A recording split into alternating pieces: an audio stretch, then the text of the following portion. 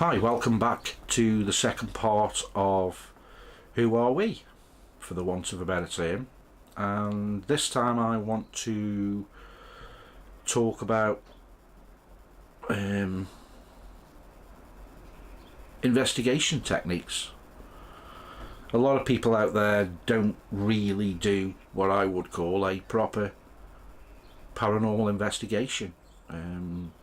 They are ghost communicators as far as I'm concerned, for the want of a better term, and we've fallen on that category sometimes. My interpretation of a paranormal investigator is that you keep going back to the same venues to contact people that you've contacted previously in the past. Now, a lot of people say, the only reason why they do that, they've got no locations. Let me make one thing quite clear. Over the last few years, we've had 100 exclusive locations that other teams have not been in before, and probably not even bothered being in after. But we go on average 26 investigations per year. That's one every 2 weeks, and I've done since 2007.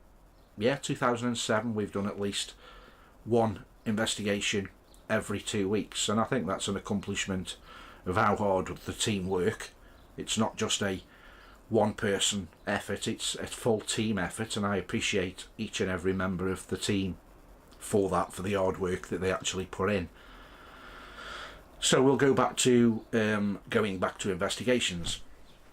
My thought, and I think it's a team thought, why going back to the same venue is more beneficial than bragging and boasting that we go to the most exclusive venues, the most expensive venues that you can't afford to go to, but we only go once.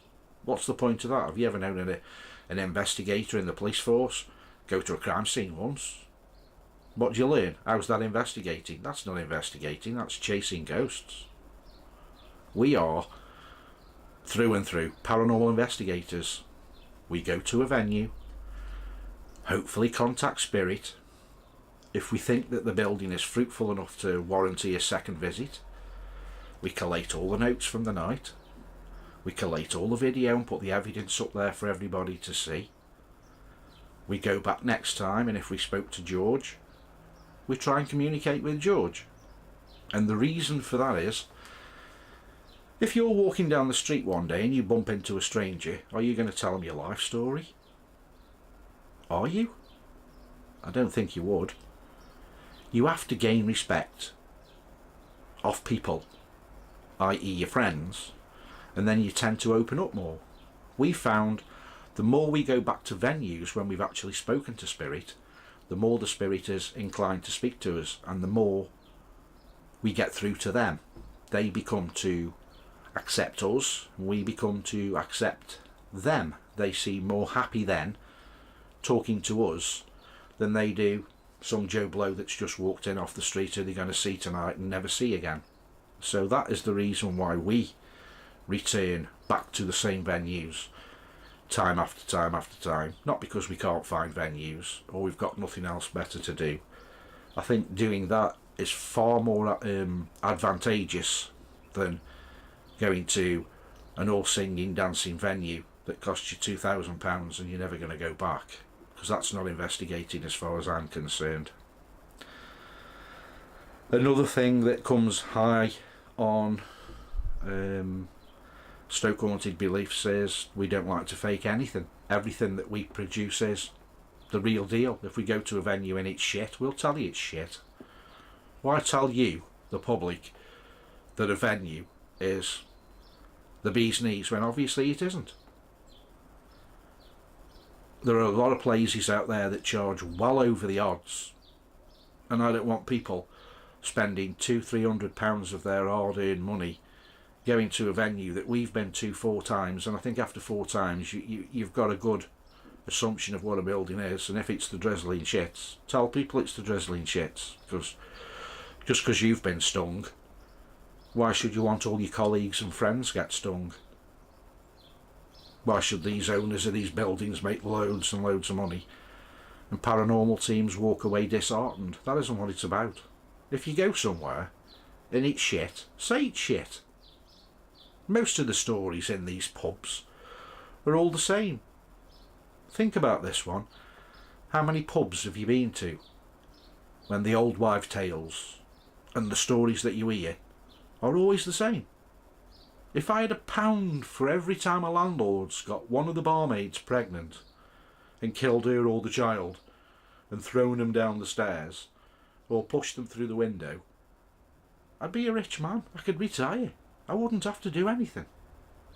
The stories are bullshit. Most of the stories, when you dig down, are complete bullshit. Most of the places that have got a reputation have got a reputation because people talk about it. If you do any hard-earned research and have any evidence, there's very little evidence out there from any venue that I know. It all stems down to, he said this, she said that in 1853, and the stories go up the line to what we get to present day. I go on what we actually catch today. I'm not interested in what happened in 1832 or 1926. I'm interested what's happening now. What can I communicate with? What can I speak to? What can I prove is still there? That's what I'm interested in, and I think that's what everybody else should be interested in. Yeah, do your history, do your background checks, but don't believe what you're told when you go in the venue by other people who are not in the industry. If a paranormal team says to you, we contacted somebody named Trevor and he's got a big dog and he's a shotgun user, use it, go with it. If a landlord of a pub comes to you and says, oh yeah, it's the most active pub in the world, he got 3 of his maids pregnant, he killed them all, locked them in the dungeon downstairs in the cellar, chopped all the bodies up. In the Civil War, this is where all the bodies used to come and they were laid out here. Bullshit, I've heard that many stories that many times. Stoke-on-Trent must be rife with dead bodies in pubs. Check your history and make sure that the facts are correct, and then you won't be disappointed. So with that, I will leave you until the next time I can think of something to rant, talk, blog, call it what you will about. So thanks for watching. Don't forget to add, rate and subscribe. Details are at the bottom. And if you're out hunting this weekend, take care and stay safe.